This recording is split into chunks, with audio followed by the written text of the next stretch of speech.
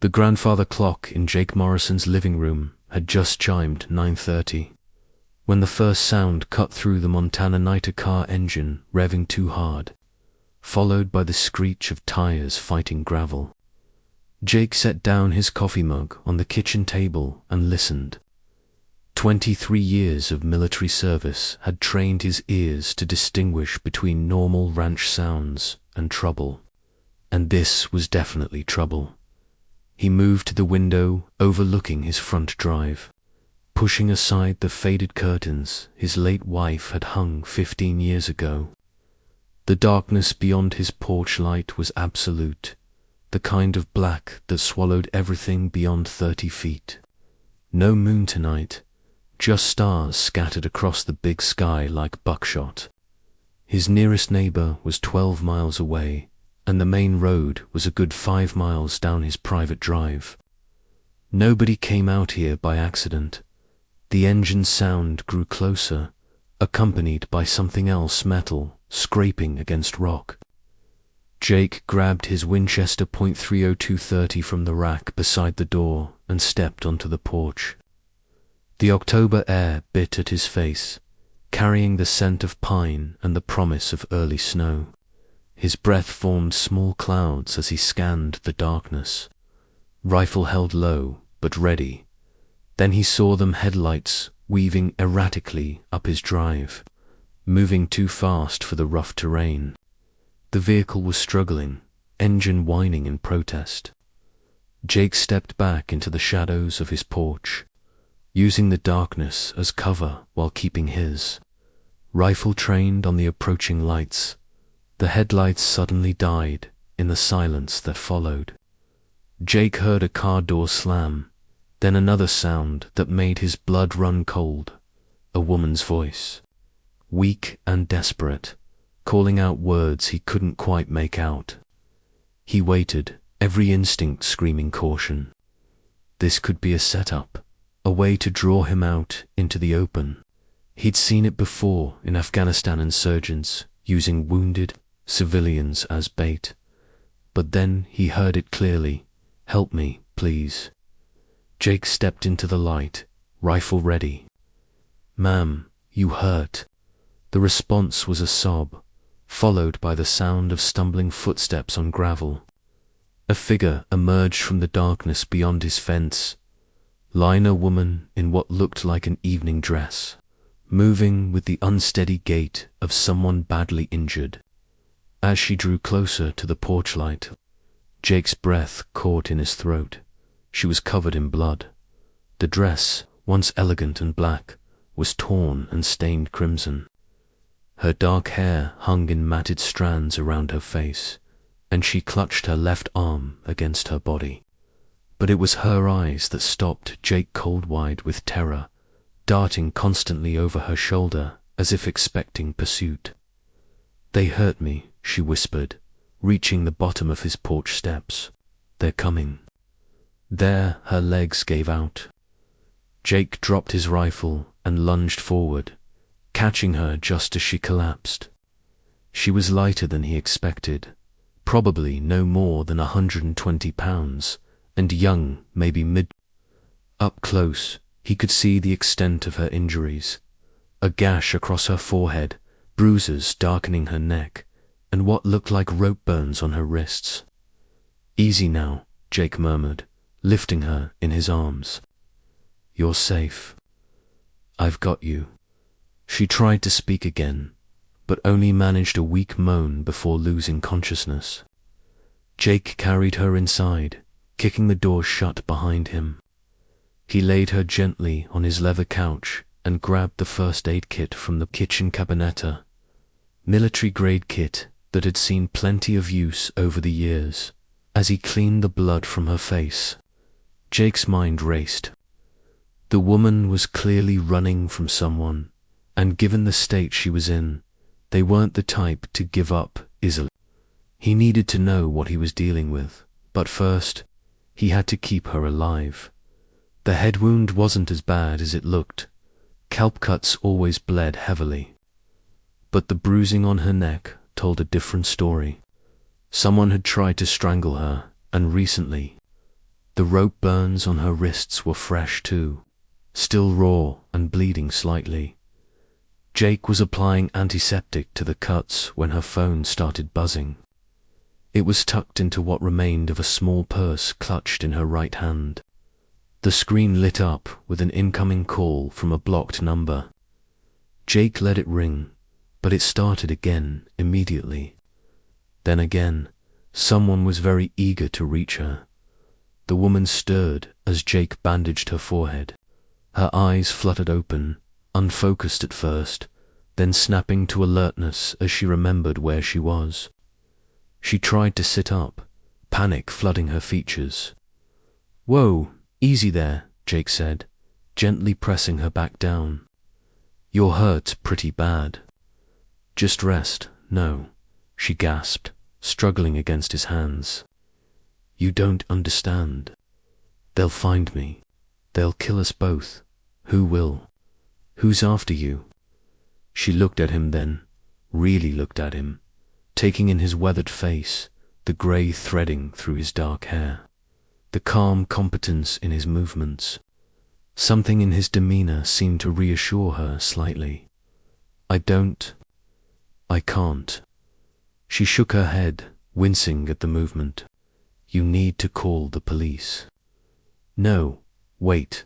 Her eyes went wide with fear. "Don't call the police. They're part of it. Some of them are part of it." Jake sat back on his heels, studying her face. In his experience, people running from the law didn't usually beg you not to call the police, they just ran. But people running from corrupt cops, that was different. "What's your name?" he asked quietly. "Sarah," she whispered. "Sarah Chen." "Okay, Sarah. I'm Jake Morrison. This is my ranch, and you're safe here for now. But I need to know what we're dealing with. Who hurt you?" Before she could answer, her phone buzzed again. This time, Jake picked it up. The screen showed 17 missed calls, all from blocked numbers. As he watched, another call came in. "Don't answer it," Sarah said urgently. "Please." Jake set the phone aside. "I won't. But Sarah, I need you to tell me what happened. Because whoever did this to you, they're not going to just give up and go home." Sarah closed her eyes, tears leaking from the corners. "I saw something I wasn't supposed to see. And now they want me dead." "What did you see?" "Murder," she whispered. "I saw them murder someone, and I got it on camera." Jake felt a chill that had nothing to do with the October night. "Who did you see murdered?" "A federal investigator. Agent Rebecca Torres. She was getting too close to something big, something that goes all the way to the top. They killed her right in front of me, and when I tried to run, she touched her throat gingerly. They caught me, but I got away." "How?" "I kicked one of them where it counts and ran. My car was parked outside, and I just drove. I didn't even know where I was going, just away from there. But they followed me. They've been chasing me for hours." Jake moved to the window and peered out into the darkness. "Where's your car now?" "Crashed into your fence. The engine started smoking about a mile back, and I barely made it this far." That explained the scraping sound he'd heard. Jake grabbed a flashlight and stepped outside, keeping low as he made his way to the fence line. Sure enough, there was a silver Mercedes wrapped around his fence post.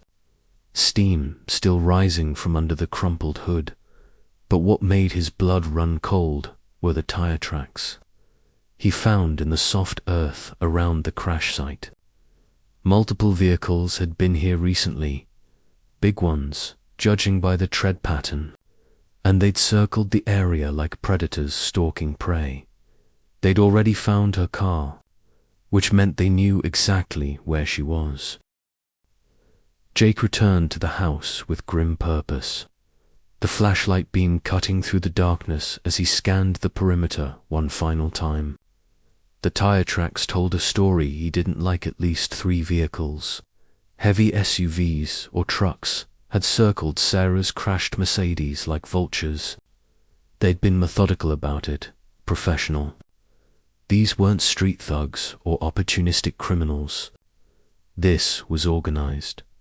Inside, Sarah had managed to sit up on the couch, though she swayed slightly from the effort. Her phone continued its relentless buzzing, the blocked calls coming every few minutes now. Jake noticed her hands shaking as she stared at the device. "They found your car," Jake said without preamble, setting the flashlight on the coffee table. "Multiple vehicles, recent tracks. They've been here." Sarah's face went ashen. Oh God, they know where I am." "Not necessarily. Could be there just tracking the crash site, trying to figure out which direction you went."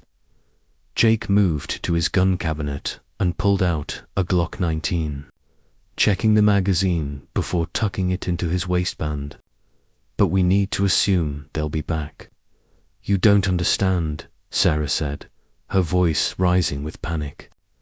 "These aren't just criminals. They have resources, connections.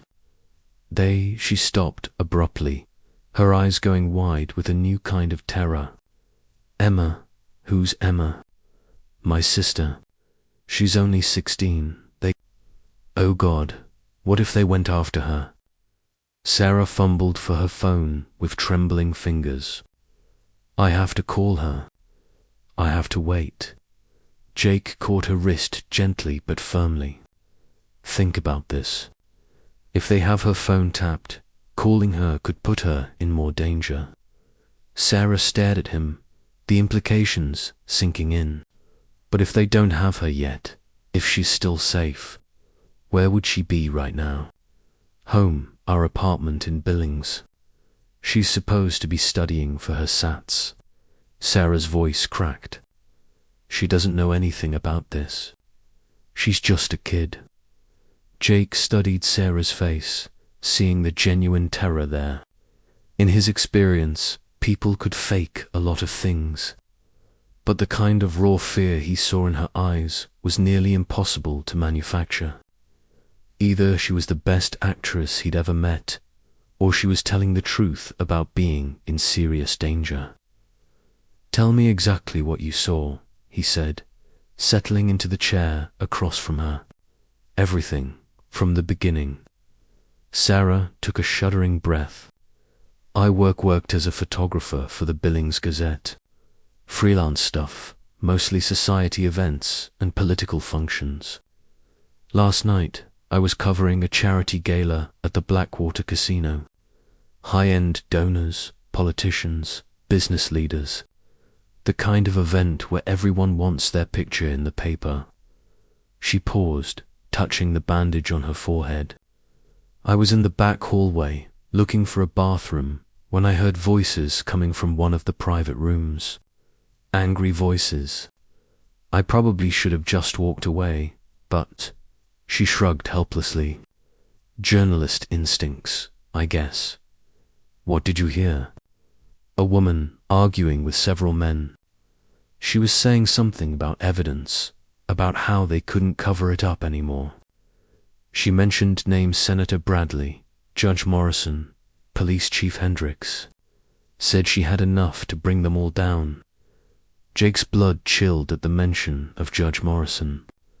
No relation, but he knew the man by reputation, hanging judge who'd been on the bench for 20 years, known for his harsh sentences and political connections. The woman was Agent Torres. He asked. Sarah nodded. "I didn't know who she was at the time, but yes. She was FBI, investigating a human trafficking ring that's been operating out of the casino. High-end stuff. They were selling girls to wealthy clients, politicians, business leaders, using the casino as a front. And you photographed this." "I had my camera with me. Professional habitat, always have it ready." When I heard the argument getting heated, I crept closer and started shooting through a crack in the door.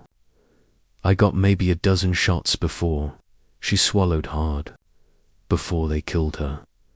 Sarah's phone buzzed again, and this time she looked at it with something approaching resignation. 17 missed calls now. They're not going to stop. How did they know you were there? One of them saw the camera flash. I thought I had it turned off, but... She shook her head. I ran, but they caught me in the parking lot. 3 men in expensive suits. They dragged me back inside, tied me up, started asking questions about what I'd seen, what I'd photographed. But you got away. A ghost of a smile crossed Sarah's lips. My dad was a Marine. He taught me that if someone's going to hurt you, you hurt them first and hurt them worse. When one of them got too close, I kneed him in the groin hard enough to drop him. In the confusion, I managed to get loose and run. Jake found himself impressed despite the circumstances, and you've been running ever since. For about 6 hours. They chased me through half of Montana. I thought I'd lost them when I took the back roads, but my car started overheating. By the time I reached your fence, the engine was smoking so bad I could barely see. The phone buzzed again, and this time Sarah answered it before Jake could stop her. "Hello," she said, her voice barely above a whisper. Jake couldn't hear the other side of the conversation, but he watched Sarah's face go from pale to grey. Her free hand clenched into a fist, and tears began streaming down her cheeks. "No," she whispered. "Please, no." She listened for another moment, then held the phone out to Jake with a shaking hand. "They want to talk to you." Jake took the phone, his jaw set. "This is Morrison." The voice on the other end was cultured, educated, with just a hint of an accent Jake couldn't place. "Mr. Morrison, I understand you've found something that belongs to us. I don't know what you're talking about."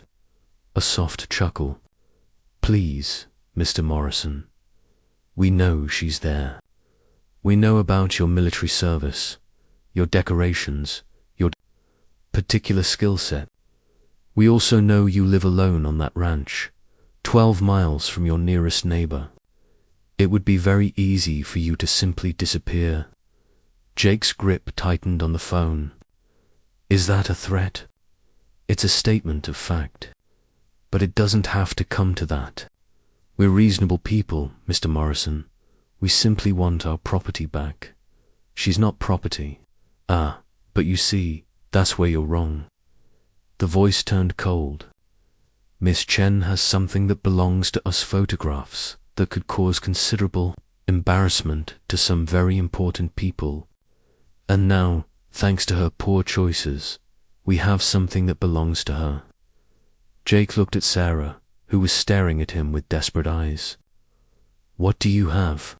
"Her sister? Lovely girl, Emma. 16 years old, honor student, wants to be a veterinarian. She's currently our guest at a secure location, and her continued well-being depends entirely on Miss Chun's cooperation." Sarah let out a sob, covering her mouth with her hand. "What do you want?" Jake asked. "Simple. Bring Miss Chen to the Blackwater Quarry. You know, the place about 15 miles north of the casino, off Highway 2.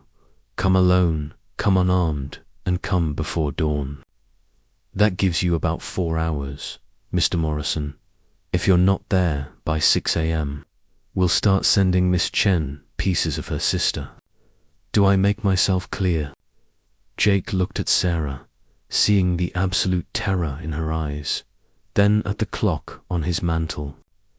It was just past 2 a.m. "Crystal clear," he said. "Excellent. Oh, and Mr. Morrison, don't even think about calling the authorities. We have people everywhere, police, FBI, even the state government. There's nowhere you can run, nowhere you can hide. The only way this ends well for anyone is if you do exactly what we've told you." The line went dead. Jake set the phone down and looked at Sarah, who was staring at him with a mixture of hope and despair. "They have Emma," she whispered. "I heard." Jake stood up, his mind already working through possibilities. "But they made one mistake." "What's that?" Jake's eyes went cold, and for a moment, Sarah saw something in them that made her understand why he'd survived 23 years in the military. They threatened the wrong cowboy. Jake Morrison stood in his bedroom, methodically laying out equipment on his bed, like a surgeon preparing for an operation. The digital clock on his nightstand read to 47 a.m., giving him just over 3 hours until the deadline. But Jake had no intention of walking into that quarry like a lamb to slaughter. From beneath his bed, he pulled out a military-grade duffel bag that hadn't seen daylight in 5 years. Inside were items most ranchers didn't keep in their closets: night vision goggles, tactical body armor, C4 explosives, and enough weapons to outfit a small squad. The bag also contained something more valuable than any weapon: detailed topographical maps of the entire county, including the Blackwater quarry. Sarah watched from the doorway, her face pale but determined. "You're not actually going to the quarry, are you?" "Hell no."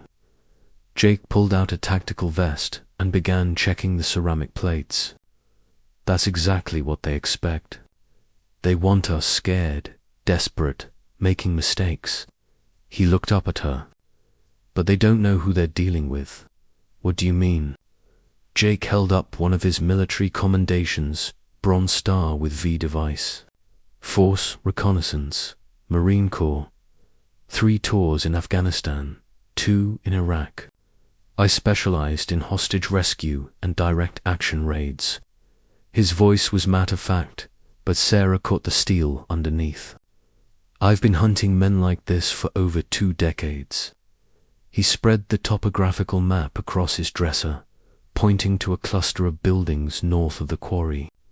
Blackwater mining facility, abandoned since 2018. But the infrastructure's still there: power lines, access roads, underground tunnels. If I were running a trafficking operation, that's where I'd set up shop." Sarah moved closer, studying the map. "You think that's where they have Emma?" "I'm counting on it. The quarry's too exposed for a permanent base of operations. But this facility..." Jake traced the access roads with his finger. "Multiple escape routes, isolated location, existing security infrastructure. It's perfect."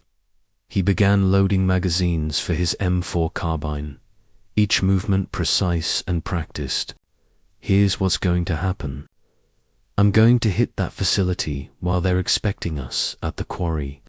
Find your sister, eliminate the threat, and end this before dawn.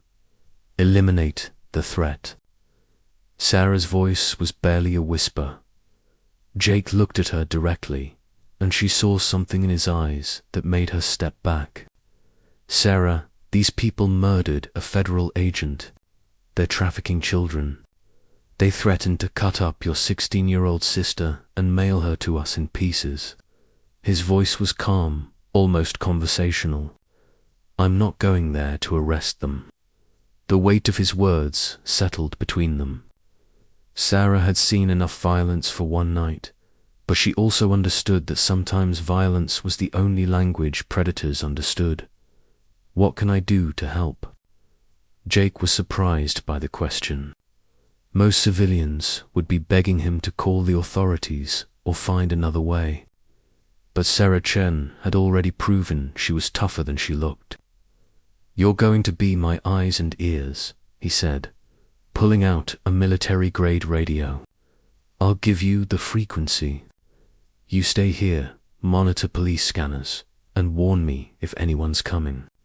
Can you handle that?" Sarah nodded, then hesitated. "Jake, What if you don't come back? Then you take this. He handed her a satellite phone, and you call this number. He wrote down a series of digits.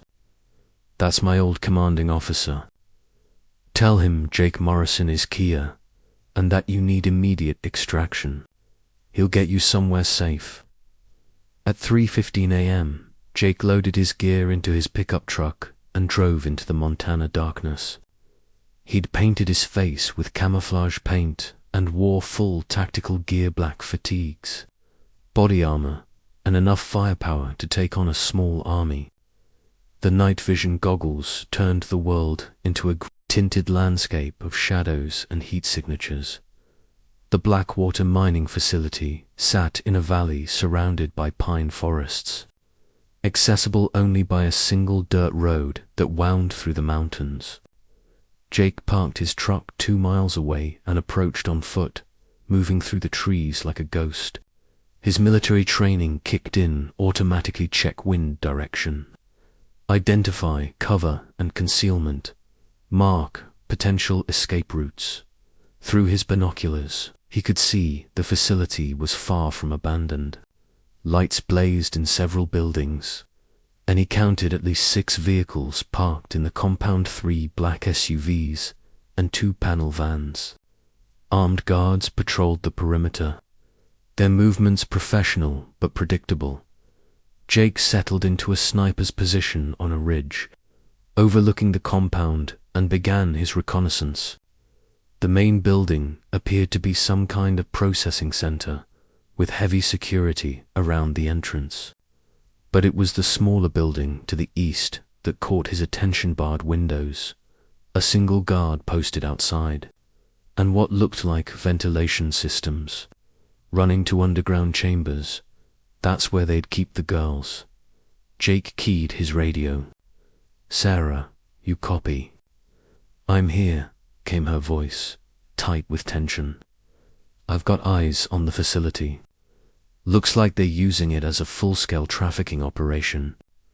I count at least a dozen hostiles, maybe more, inside the buildings. Any sign of Emma?" Jake adjusted his scope, scanning the barred windows of the detention building. In one of them, he caught a glimpse of a young girl's face, there and gone in an instant. "Possible visual on your sister." "I'm going in. Jake, be careful. These people made a mistake when they hurt you and took your sister," Jake interrupted. "Now they're going to pay for it."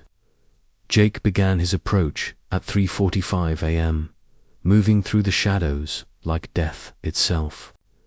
The first guard never knew what hit him. Jake's knife slid between his ribs and into his heart before he could make a sound. The body was dragged into the bushes, and Jake continued his advance.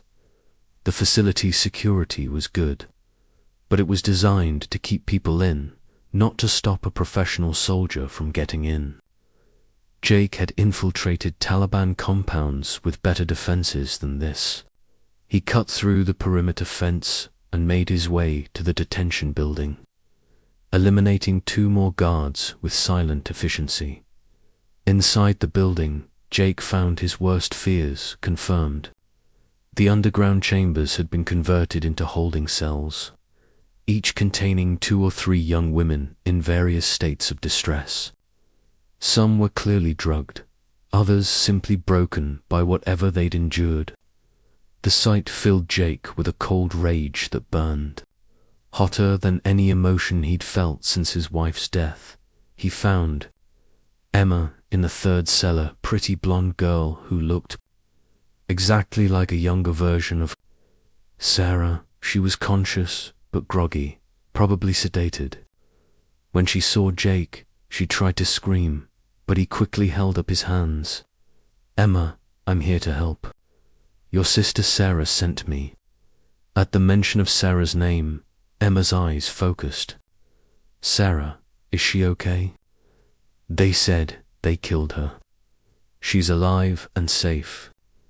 But we need to get you out of here right now."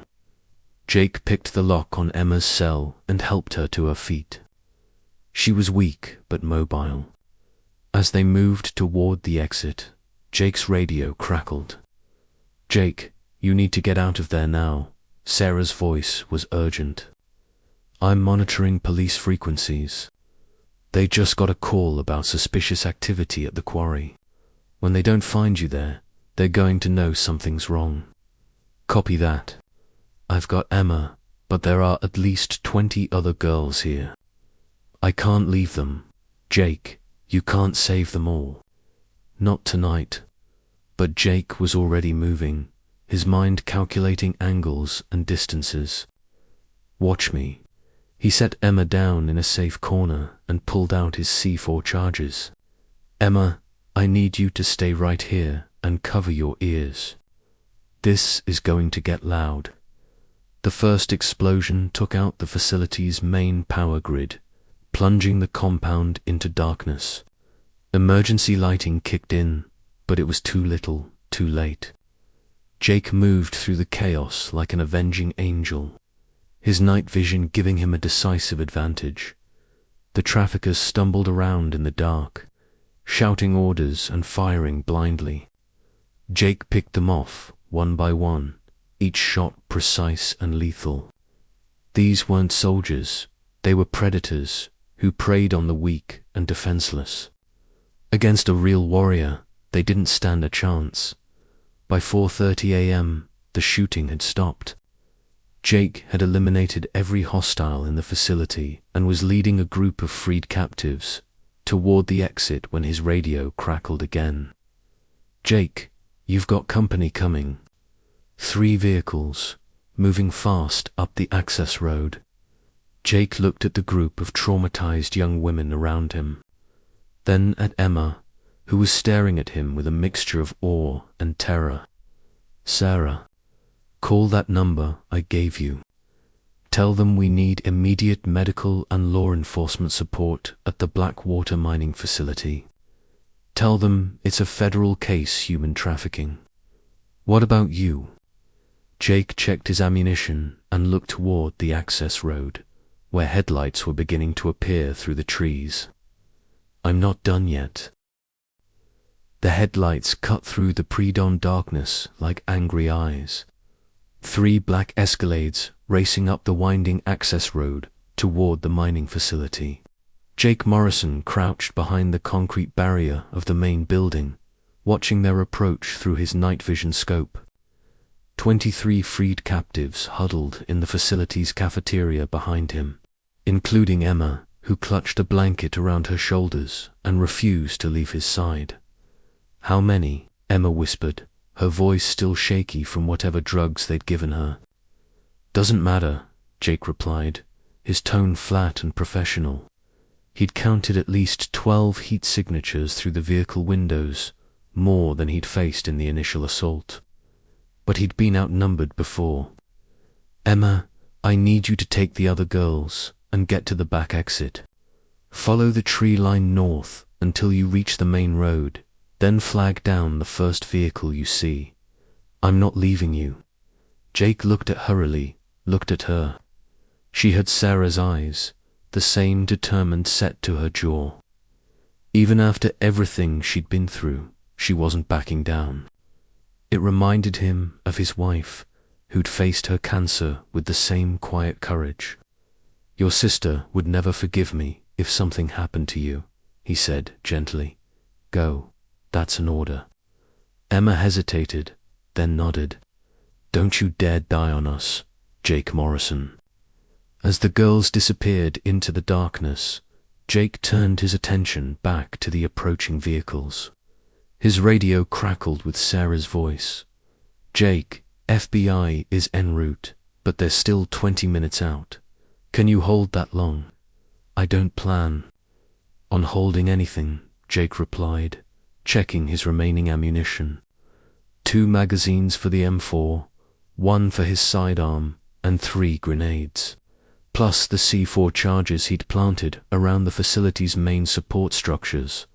"I plan on ending this." The Escalades roared into the compound, their occupants spilling out with military precision. These weren't the same caliber of men Jake had faced earlier. These moved like professionals, former military or law enforcement. They spread out in a tactical formation, using the vehicles for cover as they advanced on the main building. Jake recognized the voice that echoed across the compound through a bullhorn. "Morrison, we know you're in there. You've caused us considerable inconvenience tonight." Vincent Cray stepped out from behind the lead vehicle, immaculate in his $1,000 suit, despite the early hour. Even in the dim emergency lighting, Jake could see the man's cold smile. Behind him stood a figure that made Jake's blood run cold, Sheriff Morrison. No relation, but wearing the badge Jake had once respected. "You killed my men, Morrison," Cray continued. "Destroyed my operation, cost me millions of dollars, but I'm a reasonable man. Walk out now with your hands up, and I'll make your death quick." Jake's response was a sniper shot that took out the spotlight on the lead Escalade, plunging half the compound back into darkness. The message was clear: no surrender, no quarter. "So be it," Cray's voice carried across the compound. "Take the building. Kill anyone you find." The assault began with a coordinated push from 3 directions. Jake had anticipated this, using his knowledge of the facility's layout to his advantage. He'd spent the last hour setting up kill zones and escape routes, turning the mining facility into a death trap for anyone foolish enough to enter. The first team came through the main entrance, moving in standard room-clearing formation. Jake let them get halfway across the lobby before detonating the charges he'd placed in the ceiling. The explosion brought down tons of concrete and steel, crushing the assault team instantly. The second team tried to breach through the east wall, using shaped charges to blow a hole in the concrete. They made it 3 steps inside before Jake's crossfire caught them in the narrow breach. His M4 barked repeatedly, each shot finding its mark with mechanical precision. But it was the third team that nearly got him. They came through the underground tunnels, using the same route Jake had taken to free the captives. He heard them too, late, spinning around just as the first man emerged from the stairwell. The firefight was brutal and close quarters, muzzle flashes lighting up the darkness like deadly fireworks. Jake took a round in his left shoulder, the impact spinning him around and sending him crashing into a concrete pillar. Blood soaked through his tactical vest, but adrenaline kept him moving. He rolled behind cover just as automatic weapons fire chewed up the concrete where he'd been standing. 3 men advanced on his position, their movements coordinated and professional. Jake waited until they were committed to their approach, then rolled out with a grenade in his hand. Frag out. The explosion in the confined space was devastating. When the smoke cleared, Jake was alone again, his ears ringing and his shoulder on fire. But he was still alive, and his enemies weren't. "Impressive, Morrison," Cray's voice came from the compound's PA system. "But you're bleeding, you're running low on ammunition, and you're all alone. How long do you think you can keep this up?" Jake keyed his radio. "Sarah, what's the ETA on that backup?" 15 minutes. "Jake, you're hurt. I can hear it in your voice." "I'm fine."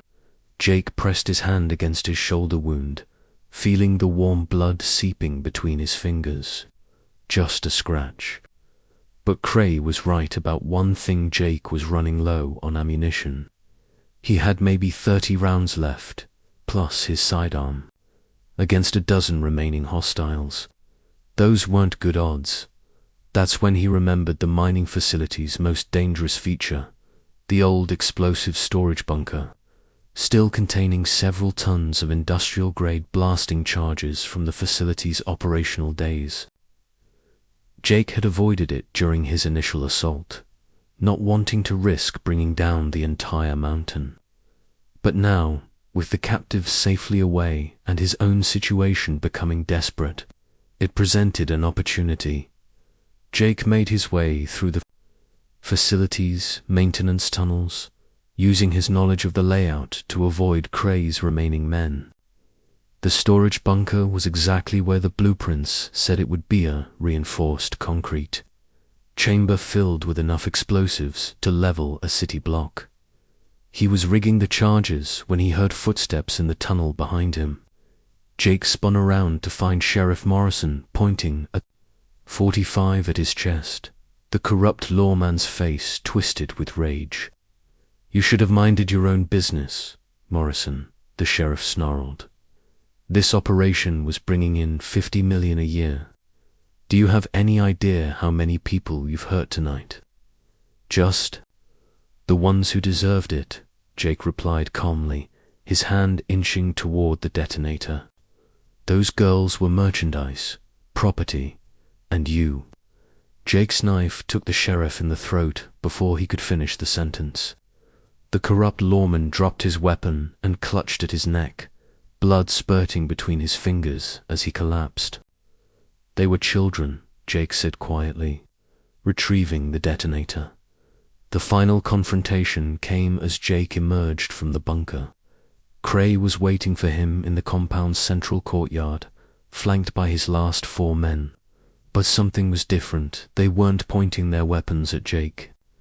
Instead, they had Sarah. She was on her knees in front of Cray, her hands zip-tied behind her back and a gun pressed to her head. Her eyes met Jake's across the courtyard, and he saw the same courage there that he'd seen in Emma. "She came to help you," Cray said conversationally. "Drove right up to our roadblock, like a lamb to slaughter. Very touching, really. Now, Mr. Morrison, you're going to put down your weapons and surrender, or I'm going to paint this courtyard with her brains." Jake looked at Sarah, then at the detonator in his hand. The charges in the bunker were on a 30-second delay, enough time to get clear if he moved fast, but not enough to save Sarah if she was still in the compound. "You know what your problem is, Cray," Jake said, slowly setting down his rifle. "Enlighten me. You think everyone's as weak as the people you prey on." Jake's hand moved to his sidearm, but some of us bite back. The draw was faster than Cray could react. Jake's first shot took out the gunman to Cray's left, his second the one on the right.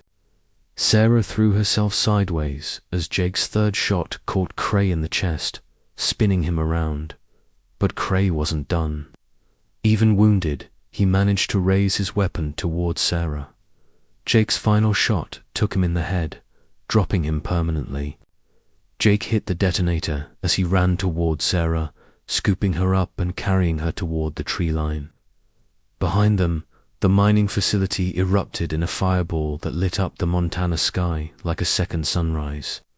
The explosion echoed off the mountains, a final punctuation mark on the night's violence.